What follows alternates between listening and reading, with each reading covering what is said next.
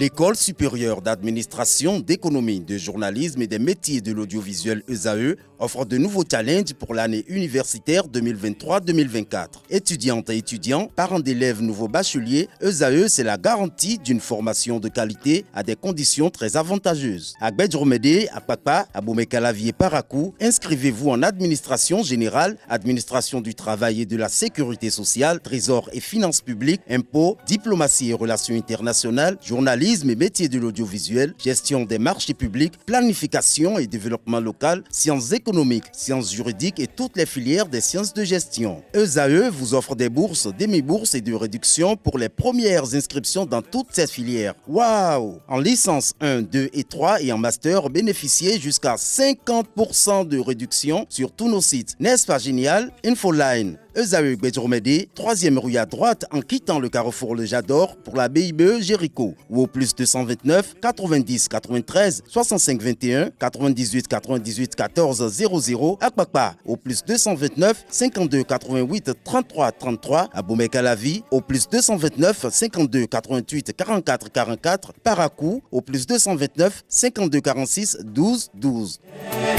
ESAE, l'excellence à un an.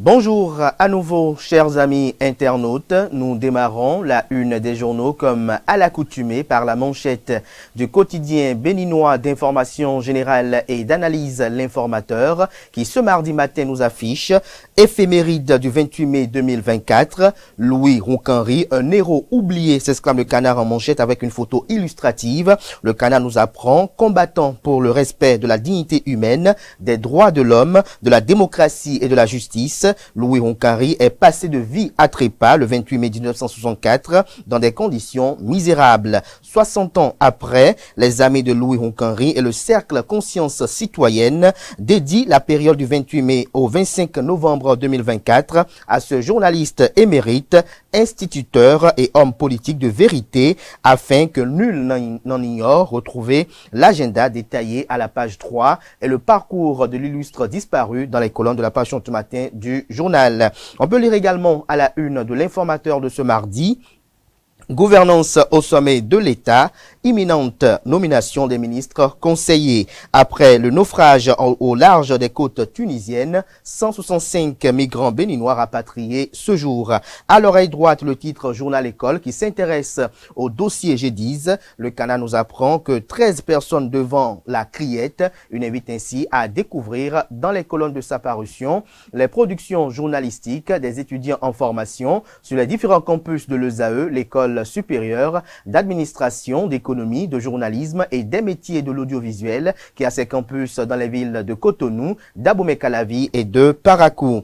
La Nation, ce matin manchette, nous apprend que le bilan de la réforme du secteur de la décentralisation a été présenté. Retrouvez les circonstances dans lesquelles le dit bilan a été présenté à la page 11 de sa livraison de ce matin. La parution de ce matin du quotidien de service public nous parle également de production agricole, 600 000 emplois directs et indirects générés, des précisions sur ces statistiques en page 5. Fraternité à présent, examen de fin d'année, dernière ligne droite pour les apprenants, révision, travaux dirigés, prières, rituels de chance et autres. À chaque candidat ses armes. Retrouvez le constat effectué par la rédaction à la page 2 de sa livraison de ce matin. Retour des migrants béninois de la Tunisie au bercail, sage décision du gouvernement, éviter le pire à l'avenir. Le matinal à présent, plage derrière le palais des congrès et Erevan à Cotonou. Alain Orola, préfet du département du littoral, veut faire le ménage. Les tenanciers de lieux de loisirs est invités à se conformer aux exigences.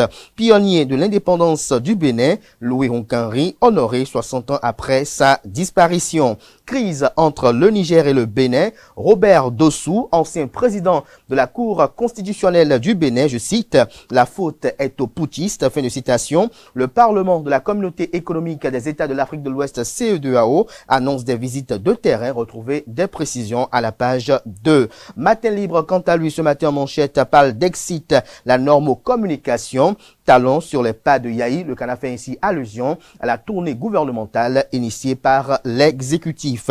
Homosexualité au Bénin une réalité dans un environnement hostile. Nous passons à présent aux confrères de Le Béninois libéré.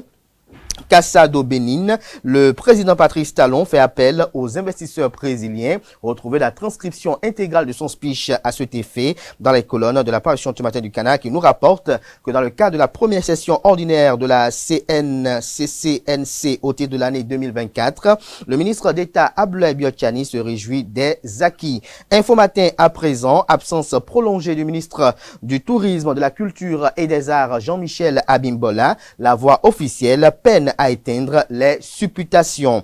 Le quotidien d'Abarou, autant pour moi à présent, se proposant comme médiateur dans la tension entre le Bénin et le Niger, la communauté économique des États de l'Afrique de l'Ouest, CEDEAO, le pyromane qui joue aux pompiers, s'interroge le confrère. Retrouver les motivations de cette interrogation dans les colonnes de sa livraison de ce matin.